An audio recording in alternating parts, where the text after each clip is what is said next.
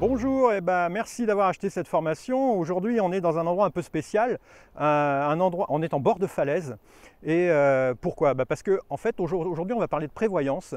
Et à cet endroit, il vaut mieux être prévoyant parce qu'il n'y a vraiment qu'un pas entre la vie et la mort.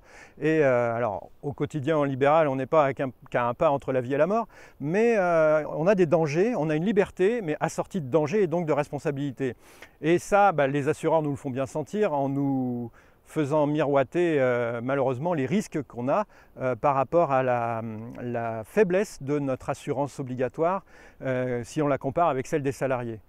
Ici, c'est un endroit dangereux où il faut prendre ses précautions, il faut être prévoyant parce que à tout moment ça peut s'ébouler.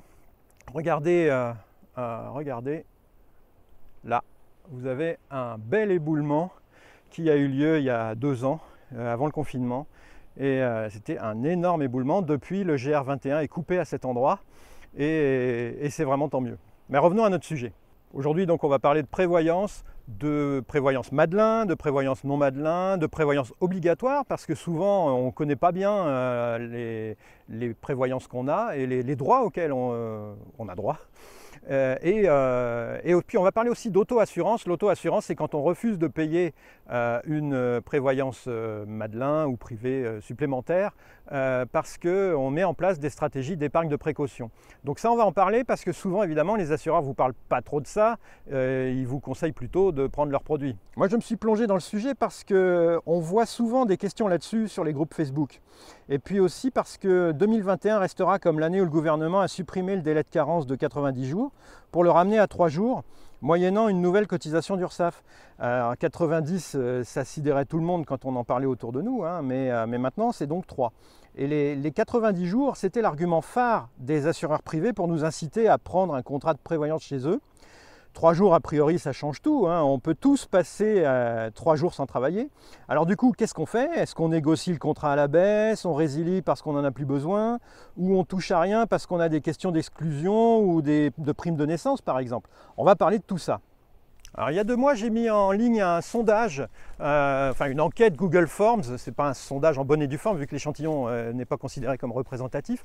Mais donc une enquête Google Forms, pour savoir un peu les besoins et ce que les gens avaient dans la tête par rapport à la prévoyance et aussi ce qu'ils n'avaient pas dans la tête et qu'ils auraient bien aimé savoir. Et donc ça m'a permis de bien adapter les choses. Le but, c'est de vous aider à y voir clair parce qu'au moment où on en a besoin, c'est toujours difficile de savoir vers qui se tourner.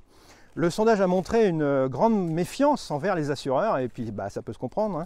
Alors autant savoir poser les bonnes questions, savoir analyser et comparer les résultats des comparatifs et savoir comparer les contrats.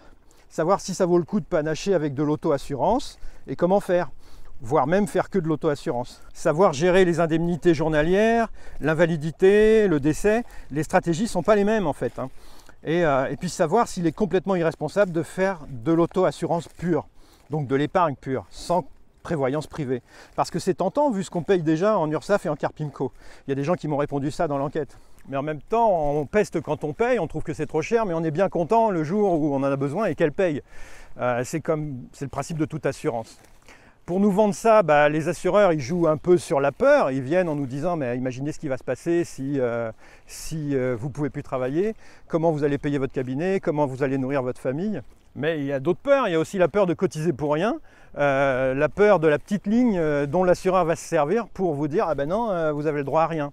Et ça, c'est dans tous les contrats d'assurance aussi où on se demande si on ne va pas se faire avoir parce qu'évidemment, eux, c'est des pros et nous, on n'est pas des pros de l'assurance. Et puis le sondage a montré aussi que le monde de l'assurance jouait sur une certaine opacité des tarifs dès qu'il était question d'assurance pro. Mais je vous montrerai comment faire des devis en ligne sans donner vos coordonnées. Mais même en ayant le prix de départ, de toute façon, ça ne nous donne pas une idée des augmentations qu'on va subir. Et vous verrez dans cette formation que les augmentations sont sidérantes quand on prend de l'âge. Et c'est souvent $1 chaque année, donc on a l'impression que ça va. Mais je vous donnerai un tableau Excel pour calculer ça et ne pas se laisser endormir en fait. Alors cette formation en ligne, c'est ma 8e, comme vous pouvez le voir, ce n'est pas le sujet qui m'a préoccupé en premier, parce qu'en fait, moi j'ai résilié ma prévoyance il y a 20 ans. J'en ai une dans les années 90 et donc vers l'an 2000, j'ai résilié pour passer à l'auto-assurance. J'ai été un peu radical, je suis passé à l'auto-assurance complète et je vous expliquerai qu'il y a des moyens plus doux de faire ça pour s'y mettre, si vous avez l'intention de vous y mettre. Et alors du coup pour cette formation-là, j'ai révisé, j'ai beaucoup révisé, j'ai analysé les contrats de mes collègues, j'ai fait faire des devis. La seule chose que je n'ai pas faite, c'est de tomber malade pour tester si les assureurs allaient me payer. Il y a des moments où il ne faut pas pousser trop loin la mise en situation. Alors le plan de cette formation, c'est un premier module, après cette intro-là, sur les 2 prévoyances obligatoires, puisque maintenant on en a 2, leur coût et leur garantie. Comme ça, vous saurez où vous en êtes sans prévoyance privée. Ensuite, on verra que faire quand on en veut plus pour être mieux couvert contre l'incapacité de travail, l'invalidité, voire couvrir ses proches en cas de décès. 3e module, on verra comment choisir une assurance prévoyance privée. 4e module, je vous donnerai une checklist, les questions pointues à poser à son conseiller ou à vérifier par vous-même dans les devis. C'est une checklist qui vous permettra de ne pas vous faire balader par un commercial qui verra que vous avez bien potassé le sujet.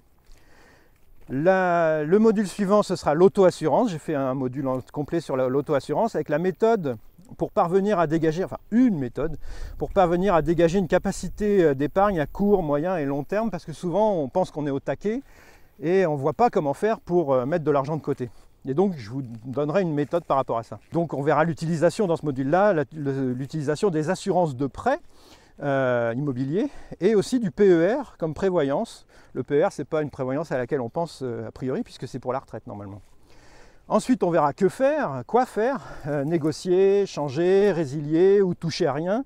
Alors, évidemment, je ne vous donnerai pas ma réponse universelle, parce que moi je ne suis pas assureur, et puis de toute façon les assureurs n'ont pas à vous dire quoi faire non plus, mais je vous expliquerai ce qu'il faut pour que vous puissiez prendre vos décisions en toute indépendance. Alors avec toutes ces infos en tête et ces infos structurées, vous serez mieux armé, même si vous souffrez de phobie administrative. On a tous une part de phobie administrative parce qu'on n'a pas que ça à gérer, et souvent c'est le genre de sujet qui ne fait pas envie, et donc on n'a pas envie de s'en occuper au quotidien. On a toujours un sujet plus important en fait, et donc on procrastine. Et j'espère, grâce à cette formation, vous motiver à ne plus procrastiner et à ne pas vous laisser engluer dans un contrat qui vous couvre mal, ou dans un contrat qui vous couvre trop, ou aussi à vous encourager à regarder un petit peu l'auto-assurance, qui est un moyen de s'enrichir au lieu d'enrichir les assureurs. C'est important de s'en occuper de la prévoyance parce que on est des travailleurs indépendants, donc des gens responsables d'eux-mêmes. Les salariés ont beaucoup moins de choix, ils ont beaucoup moins de choix que nous en matière d'assurance. On les force à cotiser des sommes énormes pour leur santé, pour leur chômage potentiel, pour leur retraite, pour les allocations familiales. Des sommes beaucoup plus importantes que les nôtres en fait, puisqu'ils cotisent mais le patron cotise aussi énormément. Et donc leur entreprise en plus souscrit même des contrats d'assurance privée pour eux, maintenant notamment au niveau complémentaire santé. Nous, on a un petit socle obligatoire. Ensuite, on fait ce qu'on veut, mais avant de faire ce qu'on veut, ou de ne rien faire, autant apprendre pour faire les bons choix évidemment. Notre liberté relative, en fait, induit des responsabilités supplémentaires, et moi je trouve que c'est une chance de vivre ça, et donc ce serait dommage de passer à côté en négligeant et en prenant un contrat qu'une copine nous a conseillé parce que pour elle ça se passe bien, quoi. Allez, il est temps de retourner au cabinet et de passer devant le tableau blanc pour vous parler du premier module, celui sur la prévoyance de la carte PIMCO et la nouvelle prévoyance des CPAM.